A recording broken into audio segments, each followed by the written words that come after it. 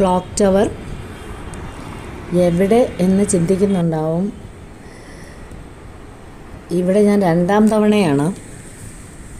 ആദ്യ തവണ എന്ന് പറയുന്നത് എൻ്റെ നല്ല ഓർമ്മകളിൽ ഒന്ന് തന്നെയാണ്. അതും എൻ്റെ ലാസ്റ്റ് ബ്രദറുമായിട്ടായിരുന്നു ഞാനിവിടെ വന്നത്. സ്ഥലം എല്ലാവർക്കും സുപരിചിതമാണ്, മൈസൂർ.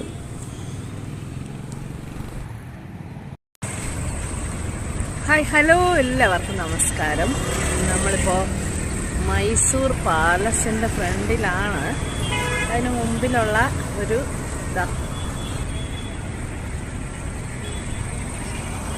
മൈസൂർ സിംഹം അതിൻ്റെ ഫ്രണ്ടിലാണ്. അപ്പം ഇനിയിപ്പോൾ നമ്മൾ പാലസിലോട്ട് പോവുകയാണ്. ഇവിടെ മൈസൂരിൽ വന്നത് ഒരു ടെസ്റ്റിനായിട്ടാണ് മോൻ്റെ.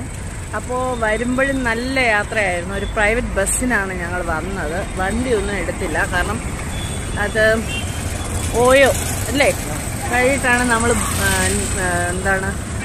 റൂംസ് എല്ലാം ബുക്ക് ചെയ്തത്. അപ്പോൾ അതിൽ ഞങ്ങൾ നോക്കുമ്പോൾ വണ്ടി പാർക്ക് ചെയ്യാനുള്ള പ്ലേസ് ഒന്നും കണ്ടില്ല. അപ്പോൾ അത് കാരണം പ്രൈവറ്റ് ബസ്സിനാണ്. പെട്ടെന്ന് ഒരു 1 വീക്കിനുള്ളിൽ നമ്മൾ ബുക്ക് ചെയ്തതാണ്. അതും പ്രൈവറ്റ് ബസ്സെല്ലാം ഭയങ്കര സ്ട്രൈക്കായിരുന്നു എന്ന് വേണ്ട കാര്യങ്ങളെല്ലാം ഉണ്ടായി. അപ്പോൾ നമ്മൾ ഇപ്പോൾ ടെസ്റ്റിന് വന്നു. അപ്പോൾ അന്നേരം പിന്നെ മൈസൂർ പാലസ് കാണാമെന്ന് വെച്ചിട്ട് വന്നതാണ്. അപ്പോൾ ഇവിടെ വന്നു നല്ലൊരു ഉള്ളി ദോശ കഴിച്ചു. ഇതിൻ്റെ ഫ്രണ്ടിൽ നിന്ന് നല്ല ദോശയായിരുന്നു കേട്ടോ. കേരളത്തിൽ കിട്ടുന്നതിനേക്കാളും നല്ലതായിരുന്നു ഉള്ളി ദോശ. ഇഡ്ഡലി, ദോശ, പൂരി എന്നൊക്കെയാണ് പറഞ്ഞിരുന്നത്. പക്ഷേ നമുക്ക് ഉള്ളി ദോശ അയാൾ ഉണ്ടാക്കി തന്നു.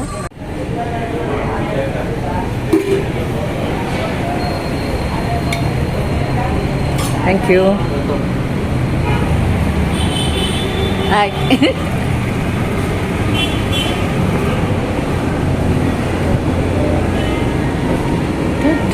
നിങ്ങൾ കഴിച്ചു കഴിഞ്ഞാൽ അപ്പോൾ നമ്മൾ അവിടെ നിന്ന് വന്നത് സൗത്ത് ഗേറ്റിനടുത്തേക്കാണ് വന്നത് കേട്ടോ. അപ്പോൾ ഇവിടെ വന്നു കഴിഞ്ഞപ്പോഴത്തേക്കും ഇവിടെ നല്ലൊരു ഹനുമാൻ ക്ഷേത്രം ഒത്തിരി ഇഷ്ടമായി എനിക്ക്. ഹനുമാൻ ക്ഷേത്രമുണ്ട്, ഗണപതി ക്ഷേത്രമുണ്ട്, ശ്രീരാമചന്ദ്രൻ്റെ ഒരു ക്ഷേത്രമുണ്ട്. അപ്പോൾ ഇവിടെ എല്ലാം നമ്മൾ ദർശനം നടത്തി. അത് കഴിഞ്ഞ് അടുത്ത ഗേറ്റിലാണ് ടിക്കറ്റ് കൗണ്ടർ എന്ന് പറഞ്ഞ്. അപ്പോൾ അതിലേക്ക് പോകാനുള്ള തയ്യാറെടുപ്പാണ്. അപ്പോൾ ഇവിടെയെല്ലാം ക്ഷേത്രങ്ങളുണ്ടെങ്കിൽ ഈ നമ്മളെ കൂടെ വരുന്ന ആണുങ്ങൾക്കൊന്നും ക്ഷേത്രങ്ങളിൽ കയറാനായിട്ട് അത്ര ഒരു ക്ഷമയൊന്നും ഉണ്ടാവത്തില്ല. അപ്പോൾ എന്നാലും പറ്റുന്നത് പോലെല്ലാം എന്നോടൊപ്പം അവർ കോപ്പറേറ്റ് ചെയ്യാറുണ്ട്. ഇത് ശ്രീരാമക്ഷേത്രമാണ്. അവരതിന് മുമ്പേ ഓട്ടോയിൽ അങ്ങ് കയറി കഴിഞ്ഞു.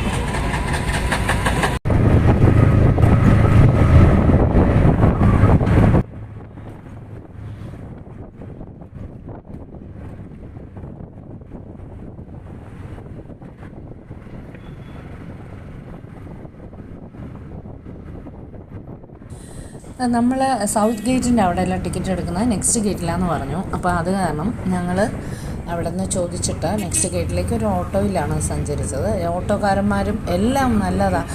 റോഡ് കാണുന്നുണ്ടോ നിങ്ങൾ? ക്ലീൻ സിറ്റിയാണ് മൈസൂർ സിറ്റി എന്ന് പറയുന്നത്. പിന്നെ അവിടെ ചെറിയ വൃത്തികേടുകളുണ്ട്. ഉള്ളത് എവിടെയാണെന്ന് വെച്ച് കഴിഞ്ഞാൽ ഈ പ്രൈവറ്റ് ബസ് വന്ന് നിൽക്കുന്ന സ്ഥലമുണ്ടല്ലോ, അതായത് വേറെ ദേശത്തുള്ളവർ നമ്മളെപ്പോലെയുള്ളവരാണ് പോയി ഇറങ്ങുന്നത് ആ ബസ് സ്റ്റാൻഡിൽ. ആ ഭാഗം അത്രയും ക്ലീൻ അല്ല. അപ്പോൾ അറിയാമല്ലോ ആരാണ് ഇങ്ങനെ വൃത്തികേട് ഉണ്ടാക്കുന്നതെന്നുള്ള കാര്യം. അപ്പോൾ അങ്ങനെയാണ്. അപ്പോൾ ഞങ്ങൾ ടിക്കറ്റ് എടുക്കുന്ന ആ ഒരു ഗേറ്റിൻ്റെ അവിടെ വന്നു. ഹായ്, ഹലോ, നമ്മളപ്പോൾ മൈസൂർ പാലസിൻ്റെ അവിടെ എത്തി. അപ്പോൾ നമ്മൾ ഇങ്ങനെ പോയിക്കൊണ്ടിരിക്കുവാണ്. ഓക്കെ, ഇവിടെ ഇങ്ങനെ ഒരു ഫൗണ്ടനുണ്ട്. ടിക്കറ്റ് കൗണ്ടറിൻ്റെ അവിടെ ആയിട്ട് ഇങ്ങനെ ഒരു ഫൗണ്ടൻ. അതുപോലെ തന്നെ അപ്പുറത്തെ സൈഡിലും കണ്ടില്ലേ നിങ്ങൾ? ഇവിടെയും ഒരു ഫൗണ്ടനുണ്ട്. അവിടെ ടിക്കറ്റ്. അപ്പോൾ അങ്ങനെ ഞങ്ങൾ പാലസിനുള്ളിലേക്ക് കയറാൻ പോകുന്നു. നമ്മൾ ഉള്ളിലേക്ക് കയറി കഴിഞ്ഞാൽ ഉടൻ തന്നെ റൈറ്റ് സൈഡിൽ കാണുന്നത് ഒരു ശ്വേതവരാഹ ടെമ്പിളാണ്. ഞാൻ ഇതിനു മുമ്പേ ഈ പാലസിൽ വന്നിട്ടുണ്ട്. എൻ്റെ ബ്രദറും ഫാമിലി ആയിട്ടാണ് വന്നിട്ടുള്ളത്. അവനോടൊപ്പം എവിടെ പോയാലും നല്ല മനോഹരമായ യാത്രയാണ്. അവൻ്റെ ഡയലോഗ്സും ഒക്കെ ആയിട്ട് എപ്പോഴും അങ്ങനെ തന്നെയാണ്. അപ്പോൾ അവനോട് വന്നപ്പോൾ ഈ ക്ഷേത്രങ്ങളിലൊന്നും, അതായത് രാജകുടുംബത്തിൻ്റെ ക്ഷേത്രങ്ങളിലൊന്നും കയറിയിട്ടില്ല. അപ്പോൾ നമുക്കിതിനകത്തൊന്ന് കയറി നോക്കാം. അപ്പോൾ ശ്വേതവരാഹം എന്ന് പറയുന്നത് മഹാവിഷ്ണുവിൻ്റെ ഒരു അവതാരമാണ്. ഇത് വേറൊരു ഗേറ്റാണ്. അപ്പം നമ്മളിങ്ങനെ ഒരു സൈഡിൽ കൂടെ വാഷ്റൂമിലേക്ക് വന്നു. ശരിക്കും എനിക്ക് എൻ്റെ ബ്രദറിൻ്റെ കൂടെ വന്ന ഓർമ്മകളിങ്ങനെ ശരിക്കും എന്നെ കാർന്ന് തിന്നുന്നുണ്ട് കേട്ടോ. അതൊരു വേറൊരു ലെവൽ വരക്കമാണ് കേട്ടോ. ഇതാണ്ട് ഇവിടെയൊക്കെയുള്ള കടകളിൽ നിന്നെല്ലാം ഇഷ്ടമുള്ള സാധനങ്ങളെല്ലാം വാങ്ങിച്ച് തിന്ന് കുടിച്ച് അങ്ങനെ ഇരുന്ന് പോയി വന്ന് അങ്ങനത്തെയൊക്കെ ഒരു പോക്കാണ് കേട്ടോ. ഭയങ്കരമായിട്ട് നമുക്ക് എൻജോയ് ചെയ്യാൻ പറ്റും.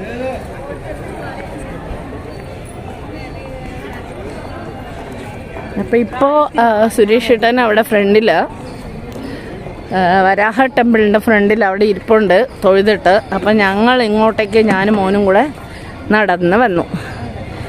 വാഷ്റൂമൊക്കെ നോക്കിയിട്ട് വന്നു.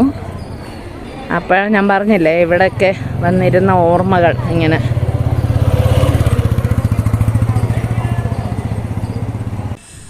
താജ്മഹൽ കഴിഞ്ഞാൽ സന്ദർശകരുടെ സെക്കൻഡ് പ്ലേസ് എന്ന് പറയുന്നത് മൈസൂർ പാലസ് ആണെന്ന് പറയപ്പെടുന്നു.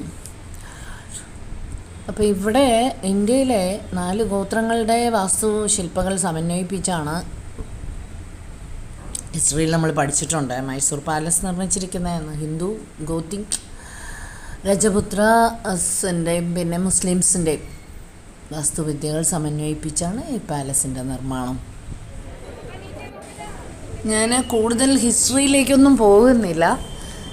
അപ്പോൾ നമ്മൾ ചപ്പൽ സൂക്ഷിക്കുന്ന കൗണ്ടറിലേക്ക് വന്നു. ചപ്പലെല്ലാം സൂക്ഷിക്കാൻ കൊടുത്തിട്ട് നമ്മൾ ഉള്ളിലേക്ക് പ്രവേശിക്കുമ്പോൾ ഫസ്റ്റ് ലെഫ്റ്റ് സൈഡിൽ കാണുന്നത് മൈസൂർ പ്രോഡക്ട്സ് വിൽക്കുന്ന ഒരു, ഇപ്പോൾ കൊട്ടാരം ഗവൺമെൻറ് ഏറ്റെടുത്തല്ലോ, ഗവൺമെൻറ്റിൻ്റെ ഒരു ഇത് വിൽക്കുന്ന വിൽപ്പനശാലയാണ്. അപ്പോൾ അവിടെയൊന്നും കയറിയിട്ടില്ല. ഞങ്ങൾ ലാസ്റ്റ് ടൈം വന്നപ്പോൾ കയറിയതാണ്, അതുകൊണ്ട് കയറിയില്ല.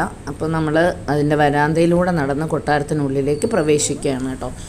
അപ്പോൾ മൈസൂർ പാലസ് ഫേസ് ചെയ്തിരിക്കുന്നത് ചാമുണ്ഡി ഹിൽസാണ് കേട്ടോ. ചാമുണ്ഡി ഹിൽസിനെയാണ്. അവിടെ ഇവർ ചാമുണ്ഡി ദേവിയുടെ ആരാധകരായിരുന്നു. ഇവിടുത്തെ രാജവംശം മുഴുവനായും ചാമുണ്ഡി ദേവിയുടെ ആരാധകരായി. അവരുടെ പ്രധാന ആഘോഷവും ദസറ തന്നെയാണ്. അപ്പോൾ അതിൻ്റെ ഫെസ്റ്റിവൽ ആരംഭിക്കുന്നതേ ഇവിടെ കൊട്ടാരത്തിൽ നിന്നാണ്. എന്നിട്ട് ചാമുണ്ഡി ദേവി ക്ഷേത്രത്തിൽ പോയിട്ട് അങ്ങനെ ഈ കൊട്ടാരത്തിന് ചുറ്റിനുമായിട്ടൊരു 3.5 കിലോമീറ്ററോളം അവർ അത് ഒരു ഘോഷയാത്രയായിട്ട് പോകും എന്നാണ് അവർ പറയുന്നത്, പ്രൊസഷനോട് കൂടിയിട്ട്. അപ്പോൾ ഇപ്പോൾ ഇവിടെ ഈ രാജഭരണം എന്ന് പറയുന്നത് ഇല്ലല്ലോ. അപ്പോൾ അതിൽ അവസാനത്തെ രാജാവായിട്ടുള്ള ആൾ ഇപ്പോൾ ഇവിടുത്തെ അസംബ്ലിയിലെ MP ആണ്. അപ്പോൾ അദ്ദേഹമാണ് അന്ന് രാജകീയ പ്രൗഢിയോട് കൂടിയിട്ട് ഈ ആഘോഷത്തിന് നേതൃത്വം വഹിക്കുന്നത്. അങ്ങനെയാണ്. അപ്പോൾ അദ്ദേഹത്തിൻ്റെ ഇതിപ്പോൾ നിങ്ങൾ കാണുന്നത്, നേരെ കാണുന്നത് ഇവിടുത്തെ ഇതാണ്ടേ റെഡ് കളർ കാണുന്ന പണ്ടത്തെ ഇവിടുത്തെ രാജകൊട്ടാരം തടിയിലുള്ള ഇതായിരുന്നു മൈസൂർ പാലസ് എന്ന് പറയുന്നത്. അതിൻ്റെ ഒരു മാതൃകയാണ്, ചെറിയ മാതൃകയാണ്. ബാക്കി ഇതിനകത്തുള്ളതെല്ലാം അവരുടെ ആരാധനാ മൂർത്തികളാണ്. അതാത് ആഘോഷ സമയത്തും അവർ ആരാധിക്കുന്നവരും ദസറയ്ക്കുള്ള ചാമുണ്ഡി ദേവിയുടെ വിഗ്രഹം വരെ അതിനകത്തുണ്ട്. ഈ ഭാഗം കാണുന്നത് നമ്മൾ തിരിച്ചിറങ്ങി വരുമ്പോഴാണ്. പക്ഷേ ഞാൻ നേരത്തെ അങ്ങ് വീഡിയോ എടുത്തതേ ഉള്ളൂ. അപ്പോൾ ഇനിയും എടുത്തിട്ടുണ്ട് ഞാൻ. അപ്പോൾ ഈ കൊട്ടാരത്തിനുള്ളിലേക്ക് പ്രവേശിക്കുമ്പോൾ 2 ഭാഗത്തും 2 ആനയുടെ ഫേസ് ഇങ്ങനെ കഴുത്തിങ്ങനെ സ്റ്റഫ് ചെയ്ത് വെച്ചിട്ടുണ്ട്. അതും അവർ പിന്നെ വേട്ടയാടി കൊണ്ടുവന്ന ആനയുടെ ഇതാണ്. ഒറിജിനലായിട്ടുള്ളത് അവർ സ്റ്റഫ് ചെയ്ത് വെച്ചിരിക്കുന്നതെന്നാണ് പറയുന്നത്, കേടുവരാണ്ട് സൂക്ഷിച്ച് വെച്ചിരിക്കുന്നത്. പിന്നെ അതിന് കൊട്ടാരത്തിനുള്ളിലേക്ക് കയറുമ്പോൾ ആദ്യം ഒരു ദർബാർ ഹാളുണ്ട്. ആ ദർബാർ ഹാളിൻ്റെ മുമ്പിൽ ഒരു അങ്കണവും പിന്നെ ആ ദർബാർ ഹാളിന് ചുറ്റുമായിട്ട് ഇങ്ങനെ ചുവർ ചിത്രങ്ങൾ കാണാം പെയിൻറ്റ് ചെയ്തതായിട്ട്. അത് അവിടുത്തെ രാജാവിൻ്റെ സേവകരും രാജഭടന്മാരും അത് കാലാൾ, കുതിര, ആന എല്ലാം സൈനിക കൂട്ടരുമാണ് കാണുന്നത്. അല്ല, ഇത് എലിഫൻസാണ്. രാജാവിൻ്റെ ബോഡി ഗാർഡ്സിനെയും കാണാൻ പറ്റും പ്രത്യേകിച്ചുള്ള.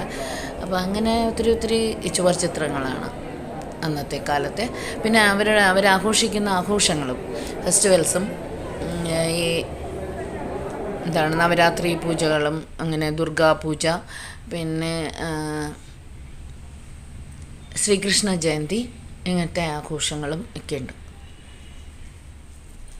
പിന്നെ ഇവിടെ നിന്നും ഉള്ളിലേക്ക് ഒരു ഹാളിലേക്ക് പ്രവേശിക്കുമ്പോൾ ഇവിടെ നമ്മൾ കാണുന്നത് എന്താണെന്ന് വെച്ച് കഴിഞ്ഞാൽ മൈസൂർ രാജവംശം വടിയാർ രാജവംശം എന്നറിയപ്പെടുന്നു. അപ്പോൾ ആ രാജവംശത്തിൻ്റെ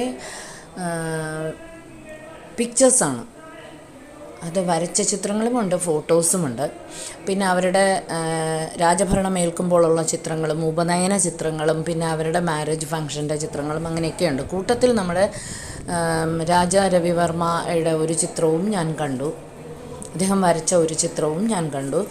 പിന്നെ അത് കഴിഞ്ഞുള്ള അടുത്ത റൂമിൽ അവർ വെച്ചിരിക്കുന്നത്, കൊട്ടാരത്തിലെ റൂമിൽ കാണുന്നത് ഇവരുപയോഗിച്ചുകൊണ്ടിരുന്ന ബോക്സസ്സാണ്. അത് ചന്ദന പെട്ടികളും പിന്നെ വെള്ളി പെട്ടികളും, അതായത് സൗന്ദര്യ വസ്തുക്കൾ ഉപയോഗിച്ചിരുന്ന പെട്ടികളും പിന്നെ അവരുടെ പണപ്പെട്ടികളും അങ്ങനത്തെയൊക്കെയുള്ള പെട്ടികളൊക്കെയാണ് സൂക്ഷിച്ചു വെച്ചിരിക്കുന്ന ബോക്സസ്. കാണാൻ നല്ല ഭംഗിയുണ്ടത്.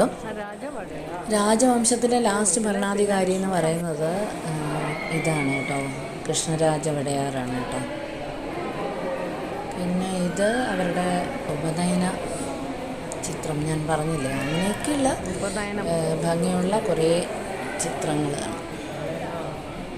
നമുക്കും അതിലൂടെയൊക്കെ സഞ്ചരിക്കാം, ഓർമ്മകളും ഒക്കെ ആയിട്ട്.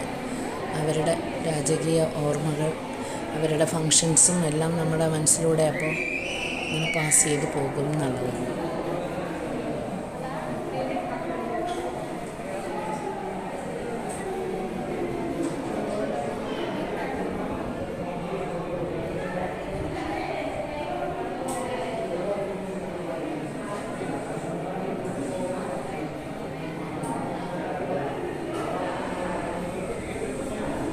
അദ്ദേഹത്തിൻ്റെ കൃഷ്ണരാജ വടയാറിൻ്റെ ചെറുതിലെയുള്ള ആ ഒരു ഫോട്ടോയാണ് നിങ്ങൾ കണ്ടത്.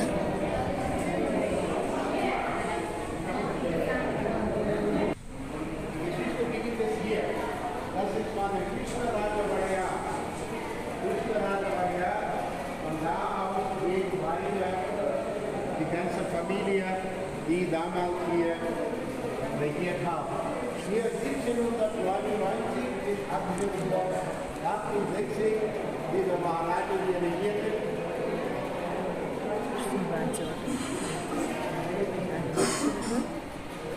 This is Krishnaraj Vadayar.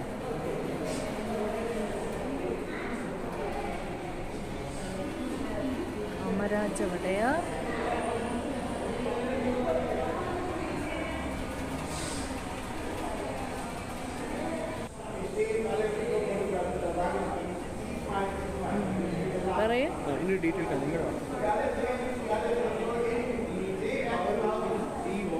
ഈ വാട്ടർ ഹോസ് ഇല്ലേ, ഈ പൈപ്പ് കണ്ടോ, ഈ പൈപ്പിന് പുറത്തൊരു കാര്യം എഴുതിയിട്ടുണ്ട്.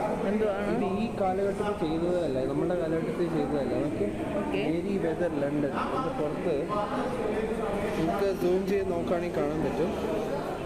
ഉണ്ടോ, മേരി വെതർ ലണ്ടൻ. ഇത് അവരുടെ കാലഘട്ടത്തിൽ. ഇവിടെ കുറച്ച് ഭാഗം എൻ്റെ മോൻ എന്നെ പഠിപ്പിക്കുകയാണ്, അവിടെ സൂം ചെയ്തൊക്കെ നോക്കാനൊക്കെ ആയിട്ട് പറഞ്ഞിട്ട്. ഇതാണ് ഞാൻ ആ ബോക്സസ് പറഞ്ഞത്. സിൽവർ സാൻഡലിൻ്റെ ഉണ്ടാവും എല്ലാം.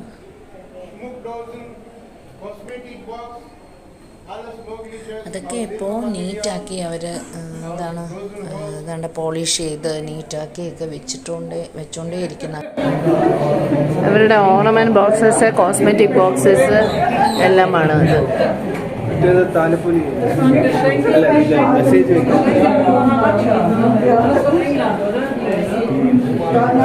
പിന്നെ അവിടെ അവരുടെ എന്താ പറയാ ഫാൻസി ഐഡൽസ് നല്ല രസമുണ്ട്.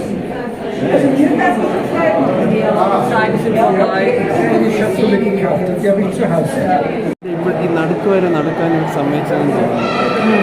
അതോ ആയിരുന്നു എനിക്ക് ഫീലിംഗ് ഉണ്ട് നമ്മളിന്ന് നടുക്ക് വരെ നടന്നോന്നൊരു സംശയം അല്ലേ? അതെ ഇപ്പാണ് ഇതിട്ട്. അതെ അതെ അതെ. അല്ല പക്ഷെ അവിടെ നിന്ന് ഇങ്ങനെ ആയിരുന്നു കേട്ടോ.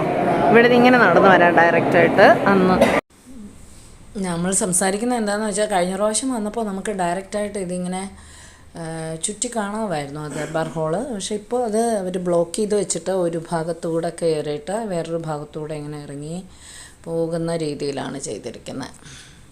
അപ്പോൾ അതാണ് ഇവിടെയും ദർബാർ ഹോളിൻ്റെ ചുറ്റിനും ഞാൻ പറഞ്ഞില്ലേ ചുവർ ചിത്രങ്ങളുണ്ടെന്ന്. അതൊക്കെയാണ് ഇതെല്ലാം അവരുടെ ഞാൻ പറഞ്ഞല്ലോ നേരത്തെ ദുർഗാപൂജയുടെ ഒക്കെ ചിത്രങ്ങളാണ്. ഇത് അവരുടെ ഫാമിലി ഫങ്ഷൻസ് എല്ലാം വിളിച്ചു കൂട്ടുന്ന ദർബാർ ഹോളാണ്. ഇതാണ് ഏറ്റവും ബിഗ്. ഇനി മുകളിലേക്ക് പോകുമ്പോൾ നമ്മൾ കാണുന്ന ബിഗല്ല, ഏറ്റവും മുകളിലെ ഏറ്റവും വലിയൊരു ഹോളുണ്ട്. അതിങ്ങനെ അവർക്ക് മുകളിൽ ഇരുന്ന് കഴിഞ്ഞാൽ അവിടെ ദുർഗാപൂജയൊക്കെ നടത്തുന്ന സ്ഥലമാണ്. അവിടെ ഇരുന്ന് കഴിഞ്ഞാൽ കോട്ടയ്ക്ക് വെളിയിൽ നിന്നും വേറെ ഏത് സൈന്യങ്ങൾ വന്നു കഴിഞ്ഞാലും പണ്ട് ഉള്ള കാലത്തെ അവർക്ക് കാണാൻ പറ്റും. ഗസ്റ്റ് വന്നാലും സൈന്യങ്ങൾ വന്നാലും അവർക്ക് കാണാൻ പറ്റും അവിടെ ഇരുന്ന് കഴിഞ്ഞാൽ. അപ്പോൾ അങ്ങനത്തെ ഒരു അറേഞ്ച്മെൻറ്റ്സിലാണ് അവർ ഏറ്റവും മുകളിൽ ചെയ്തിരിക്കുന്നത്.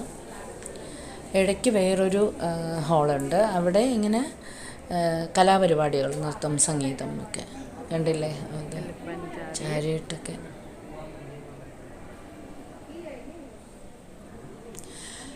പിന്നെ ഇതാണോ നോക്കട്ടെ, ഇവർക്ക് പഴയ കാലത്തെ ഉള്ള ഒരു ആംബുലൻസ് ഉണ്ടായിരുന്നു കേട്ടോ. 9 പേരെ കൊള്ളുന്നവരെയും 6 പേരെ കയറ്റുന്നത് പോലെയും ഒക്കെയുള്ള ഒരു സംഭവം ഉണ്ടായിരുന്നു കേട്ടോ. അതും എനിക്ക് ഒരു കൗതുകമായിട്ട് തോന്നിയിട്ടുണ്ടായിരുന്നു കേട്ടോ, ആംബുലൻസ് എന്ന് പറഞ്ഞിട്ട്.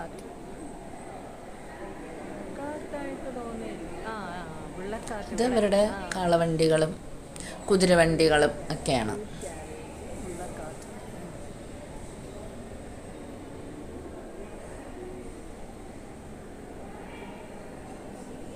പക്ഷെ ഇപ്പോഴും ആ ദസറ ഡേ എന്ന് പറയുന്നത് അവരുടെ ആഘോഷ ചടങ്ങുകൾ അതുപോലെ തന്നെ അവരിവിടെ നടത്തുന്നു എന്നുള്ളതാണ് കേട്ടോ.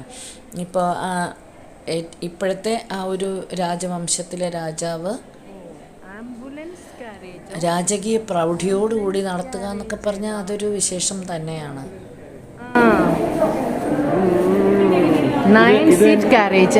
ഇതാണ് കേട്ടോ ആംബുലൻസ് കാരേജ് എന്ന 9 സീറ്റ് കാരേജ് അല്ലേ? ഏതാ? ഇതാണോ? ഇത് ആംബുലൻസ് കാരേജ് അല്ല, ഇത് 9 അല്ലേ? അതെ അതെ അതെ, ഇതും ആംബുലൻസ് കാരേജ്. ഇതും അതായിരിക്കും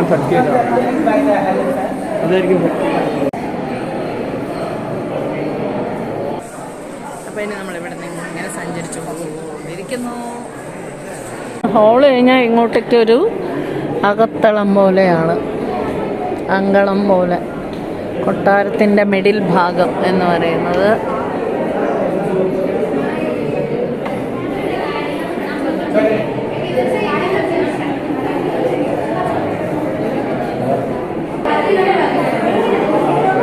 ഇതെന്തായിരുന്നു?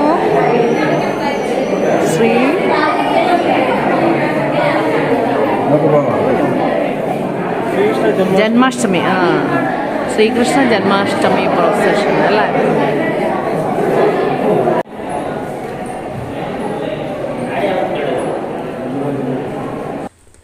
ദർബാർ ഹാളിൽ നിന്ന് തൊട്ടടുത്ത് അകത്തേക്ക് പ്രവേശിക്കുന്നത് ഇങ്ങനെ ഒരു റൂമിലേക്കാണ്. അവിടെ കുറച്ച് സിൽവർ ചെയേഴ്സ് കാണാം, പിന്നെ 2 മിറർ കാണാം നിങ്ങൾക്ക്.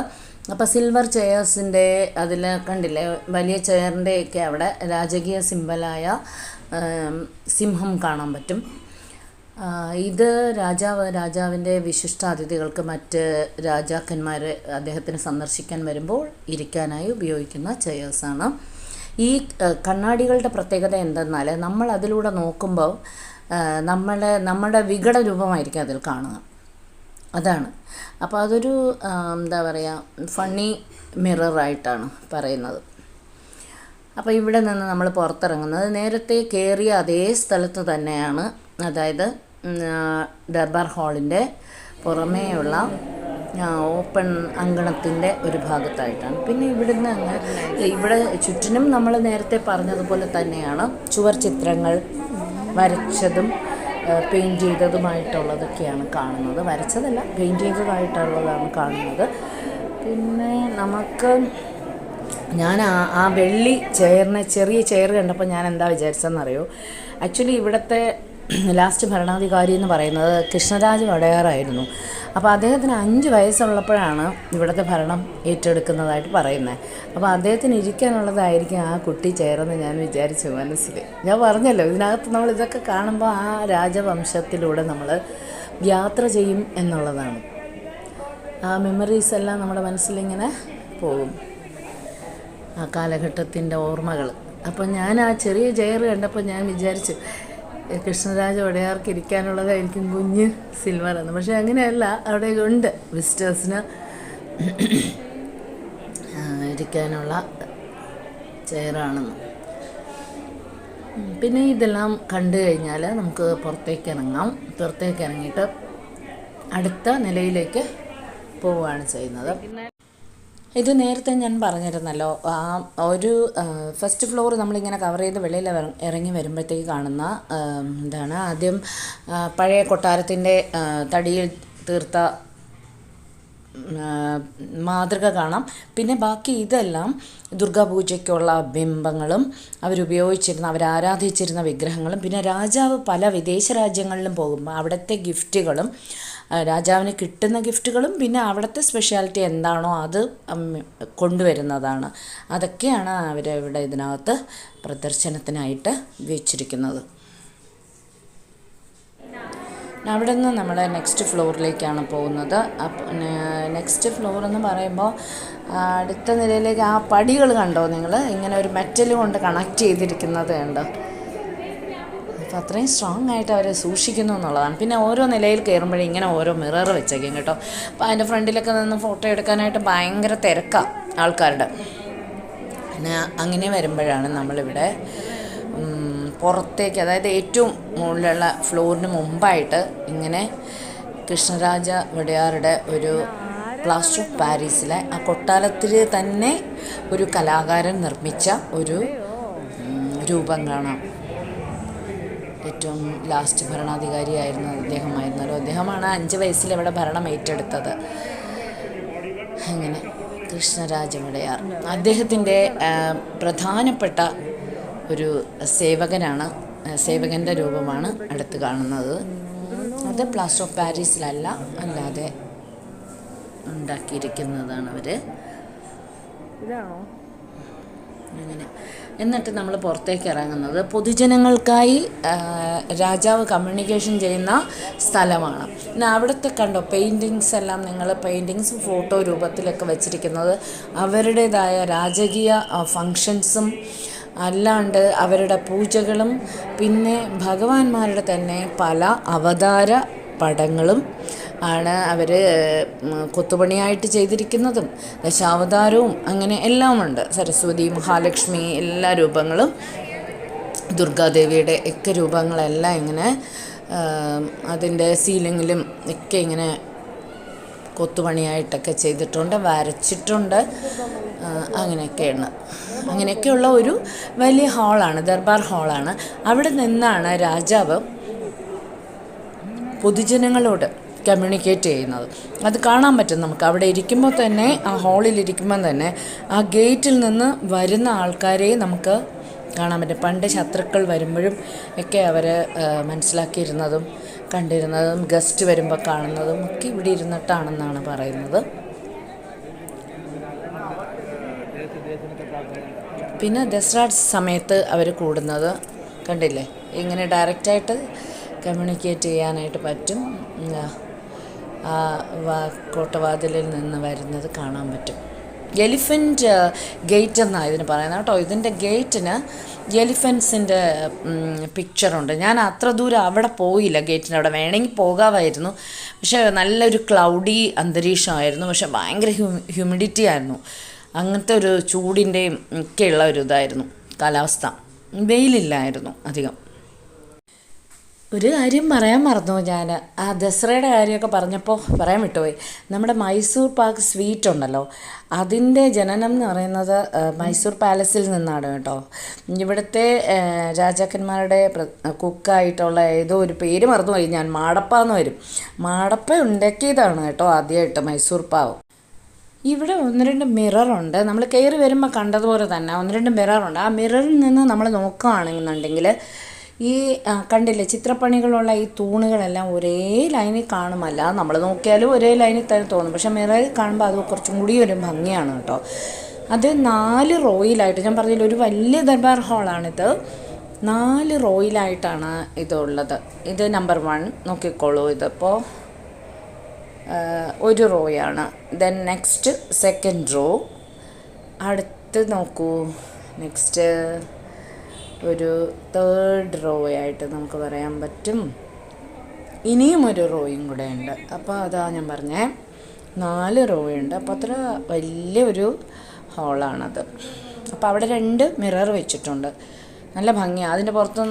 അതിൻ്റെ മുമ്പിൽ നിന്നിട്ട് ഇങ്ങനെ അതിൻ്റെ പുറത്തുകൂടെ ഇങ്ങനെ മിററിൽ കൂടെ ഇങ്ങനെ ഈ തൂണുകളെല്ലാം കണ്ട ആൾക്കാർ ഫോട്ടോ എടുക്കുന്നുണ്ട്. ഇവിടെ നിന്ന് നമ്മളിങ്ങനെ എൻ്റർ ചെയ്യുമ്പോൾ ഞാൻ പറഞ്ഞില്ലേ ഇത് 3 നിലയുള്ള കൊട്ടാരമാണെന്ന് പറഞ്ഞില്ല. അപ്പോൾ മുകളിലേക്ക് പോകാനുണ്ട്, പക്ഷെ അവിടെ നമ്മൾ പോകുന്നില്ല. ഇനി ഇവിടുന്ന് നമ്മൾ നേരെ എൻ്റർ ചെയ്യുമ്പോൾ കാണുന്നത് അവിടെ രാജ സദസ്സിലെ ഇവിടെ കുടുംബാംഗങ്ങളുടെ കലാപരിപാടികൾ നടത്തുന്ന ഒരു പ്ലേസ് ആണെന്നാണ് അവിടെ നിന്നവർ പറഞ്ഞത്. ഇതാണത്, ആ ദർബാർ ഹാളാണ്. ഇത് ഒരു അത്ര വലുതല്ല, പക്ഷെ എന്നാലും വലുതാണ്. താഴെ നമ്മൾ കണ്ട അത്രയും വലിയ ഹാളല്ല. ഇവർ ഡാൻസ്, മറ്റ് നൃത്ത പരിപാടികൾ, മ്യൂസിക് അങ്ങനെയൊക്കെ നടത്തുന്ന ഹാളാണെന്നാണ് പറഞ്ഞത്. ഇവിടുന്ന് നേരെ നമ്മൾ വെളിയിലേക്കാണ് ഇറങ്ങുന്നത്, താഴേക്ക് ഇറങ്ങുകയാണ് ചെയ്യുന്നത്. അപ്പോൾ കൊട്ടാരത്തിൻ്റെ വെളിയിലേക്ക് നമ്മൾ എൻ്റർ ചെയ്യുന്നു എന്നുള്ളത്. എന്നാൽ കൊട്ടാരത്തിന് ചുറ്റും 12 ക്ഷേത്രങ്ങളുണ്ട് കേട്ടോ. അതിൽ പ്രധാനമായും നമ്മൾ കയറി വരുമ്പോൾ പറഞ്ഞല്ലോ ശ്വേതവരാഹ ടെമ്പിൾ, പിന്നെ ഒരു ശിവക്ഷേത്രം ഞാൻ കണ്ടു. പിന്നെ ഇങ്ങനെ പോകുമ്പോൾ നമ്മൾ കാണുന്നത് ലെഫ്റ്റ് സൈഡിൽ, ഇവിടെ ലെഫ്റ്റ് സൈഡിലായിട്ട് കാണുന്നത് നമ്മൾ ലക്ഷ്മി നാരായണ ക്ഷേത്രമാണ് കേട്ടോ. ഞാൻ അതിനകത്തും കയറിയിട്ടുണ്ടായിരുന്നു. ലക്ഷ്മി നാരായണ ക്ഷേത്രത്തിനുള്ളിൽ ഭഗവാനാണ്, മഹാവിഷ്ണുവിൻ്റെ അവതാരം തന്നെയാണ്. പിന്നെ എന്താണ് തിരുപ്പതി വെങ്കടാചലപതി ഇടയ്ക്ക് ഒരു രൂപമുണ്ട് അവിടെ. പിന്നെ നേരെ നമ്മൾ കാണുന്നത് സോമേശ്വര ക്ഷേത്രം. വളരെ നീറ്റാണ് കേട്ടോ. അതിനകത്തെല്ലാം കയറുമ്പോൾ നമുക്ക് മൈസൂർ എന്ന് പറഞ്ഞാൽ ഈ കൊട്ടാരത്തിന് 3 വാതിലുകളാണ്. നമ്മൾ കാണുന്നത് ഈ ഇപ്പോൾ ഉള്ള പിൻഗാമികൾ. അപ്പോൾ അദ്ദേഹം MP ആണെന്നാണ് പറയുന്നത്. അദ്ദേഹത്തിൻ്റെ വീടും മറ്റു കൊട്ടാരവുമാണ് ഈ റൈറ്റ് സൈഡിൽ. അതായത് അവരുടെ വീട്ടിൻ്റെ വാതിലാണ് കേട്ടോ. ഈ മൈസൂർ പാലസിനുള്ളിൽ നിന്ന് പോകാൻ പറ്റുന്നതാണ്. ഇതിന്റെ എൻട്രൻസ് എന്ന് പറയുന്നത് ചിലപ്പോൾ പുറത്തായിരിക്കും. അല്ല, അതിന്റെ എൻട്രൻസ് വേറെ ആയിരിക്കും. അവരുടെ വീട്ടിലേക്ക് താമസിക്കുന്ന ഇതിനകത്തുകൂടെ, ഈ പാലസിനകത്തൂടെ വരുമ്പോൾ രാജകുടുംബാംഗം കയറാനുള്ള സ്ഥലം ഫാമിലി ഹൗസ് ആണത്. അതിനോട് ചേർന്ന് അവരുടെ ഇത് കണ്ടില്ല, ഇത് സോമേശ്വര ക്ഷേത്രമാണ്. ഇവിടെ ഞാൻ കയറിയായിരുന്നു. അപ്പം അങ്ങനെയാണ് ഈ ക്ഷേത്രത്തിൻ്റെ ഒരു രീതി. പിന്നെ ഞങ്ങൾ അവിടെ നിന്ന് കറങ്ങി ഒരു റൗണ്ട് കഴിഞ്ഞ് ഫ്രണ്ടിൽ വന്നു. നമ്മൾ മുകളിൽ നിന്ന് കണ്ടില്ലേ, നമ്മൾ ഫ്രണ്ടിലെ ഗേറ്റ് കണ്ടില്ലേ, എലിഫൻറ്റ് ഗേറ്റ് ഒക്കെ ഉണ്ടെന്ന് പറഞ്ഞല്ലോ. അപ്പോൾ അവിടെ വന്നു. ഇനി ഇവരുടെ ഗാർഡൻ കാണുകയാണ് നമ്മൾ. അന്ന് ഞാൻ ബ്രദറുമായിട്ട് വന്നപ്പോഴത്തേക്ക് ഇങ്ങനെ റോസിൻ്റെ ഇതൊന്നും കണ്ടില്ലായിരുന്നു ഞാൻ കേട്ടോ. റോസ് ഗാർഡൻ ബ്യൂട്ടിഫുൾ ആയിട്ടുണ്ട്. ഇപ്പോൾ അവർ പണി ചെയ്തുകൊണ്ടിരിക്കുന്നതേ ഉള്ളൂ. ഗാർഡനിലെല്ലാം ആൾക്കാരുണ്ടായിരുന്നു, പണിക്കാർ. വളരെ ഭംഗിയാണ് കേട്ടോ കാണാനായിട്ട്. പിന്നെ അവർക്ക് അവരുടെ പശുക്കളൊക്കെ ഉണ്ട് കേട്ടോ. ആ പശുക്കളും ആ സൈഡിൽ കൂടെയൊക്കെ എന്താണ് അവരുടെ നോർത്ത് സൈഡിലുള്ള കൊട്ടാരത്തിൻ്റെ സൈഡിൽ കൂടെയൊക്കെ ഇങ്ങനെ പാസ് ചെയ്ത് പോകുന്നതൊക്കെ ഞാൻ കണ്ടിട്ടുണ്ട്. അവിടെ നിന്ന് കുറച്ച് സമയമുണ്ടായിരുന്നു ഞാൻ അതിൻ്റെ ഫ്രണ്ടിൽ, കൊട്ടാരത്തിൻ്റെ ഫ്രണ്ടിലായിട്ട്. ഇലക്ഷൻ ടൈമിൽ നമ്മളവിടെ വെറുതെ ഇരിക്കേണ്ട റൂമിലെന്ന് കരുതിയിട്ട് ഇങ്ങനെ ഇറങ്ങിയതാണ്. അപ്പോൾ ഇന്ന് വന്ന സമയം എന്ന് പറയുന്നത് പാലസൊക്കെ കാണാൻ പറ്റിയ ഒരു കാലാവസ്ഥയും അങ്ങനെയായിരുന്നു. ഇവിടുത്തെ കാലാവസ്ഥ അല്ലെങ്കിലും അങ്ങനെയാണെന്നാണ് പറയുന്നത്. അന്ന് ഞങ്ങൾ വരുമ്പോൾ ഇത്രയും ഗാർഡനൊന്നുമില്ല കേട്ടോ. ഇവിടെ ചുറ്റിനും ഇപ്പോൾ നല്ല റോസൊക്കെ പൂത്ത് നിൽപ്പുണ്ട്. അങ്ങനെയൊക്കെയാണ്.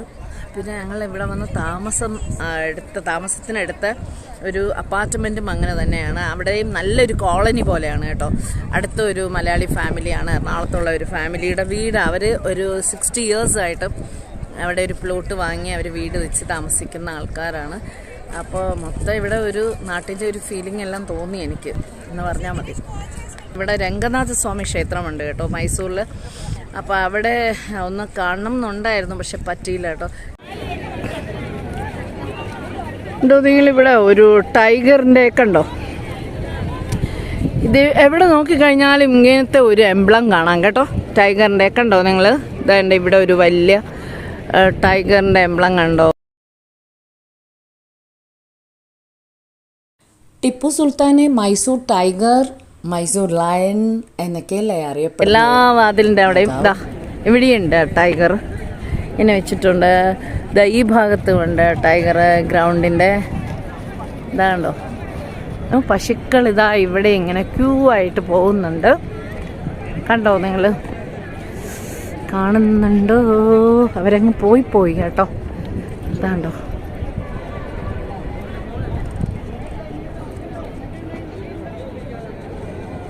കാണുന്നുണ്ടോ നിങ്ങൾ? അവരങ്ങ് നടന്നു പോയി കേട്ടോ. ഇവിടെ കൂടെ ഈ സൈഡിൽ കൂടെ ഇങ്ങനെ അവർ ലൈൻ പിടിച്ച് ഇങ്ങനെ പോകുന്നുണ്ടായിരുന്നു കേട്ടോ.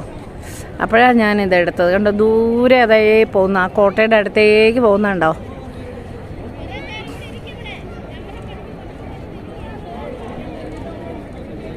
ദേ പോയി, ഫ്രണ്ടിലേക്ക് പോയി. ബ്ലാക്കും വൈറ്റുമായിട്ടുള്ള പശുക്കളാണ് കേട്ടോ. ഇങ്ങനെ ഫോൺ ചാർജൊക്കെ തീരാറായി കേട്ടോ. അത്രയ്ക്കൊന്നുണ്ട് ഇവിടെ കണ്ട് നമുക്ക് വീഡിയോ എടുക്കാനൊക്കെ ആയിട്ടും. സ്കൂൾ കുട്ടികളാണ് ഇവിടെ എല്ലാം വന്നിരിക്കുന്നത്.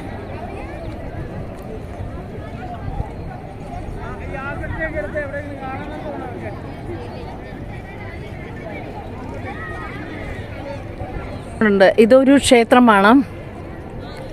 പിന്നെ അവിടെ ഞാൻ പോയി. ഇതേണ്ട ഇവിടെ കണ്ടോ, ആ മരത്തിനിടയ്ക്ക് കൂടെ കാണുന്നില്ലേ, അതൊരു ക്ഷേത്രമാണ്. അവിടെ ഞങ്ങൾ പോയി.